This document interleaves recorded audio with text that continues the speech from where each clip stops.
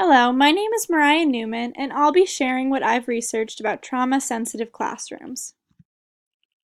Traumatic life experiences often disorient a student by distorting perceptions of the world and creating a profound sense of unsafety within them.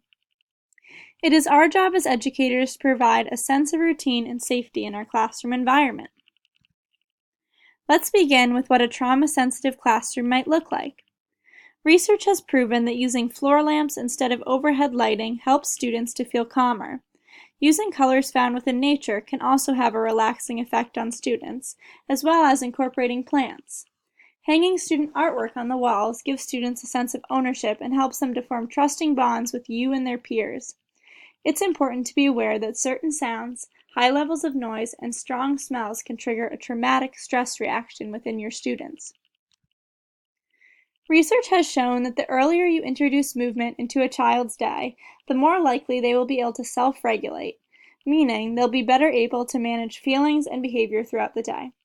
Beginning each day with predictable, structured movement such as yoga, breathing exercises, or even dancing helps students to feel safe and relaxed. Also, giving students a choice to self-regulate in the morning through coloring or other mindful activities will benefit all students. Whenever possible, give students choice. This helps trauma-affected students when they feel threatened or experience a trauma reminder.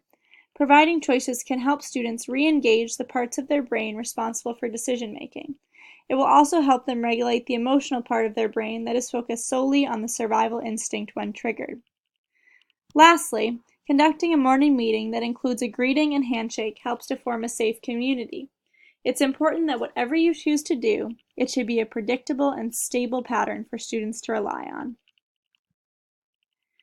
Trauma-sensitive discipline involves giving students concrete warnings about behavior, posting class rules, using a neutral tone to inform students about the consequences of their behavior, and providing specific directions to help students meet expectations in your classroom.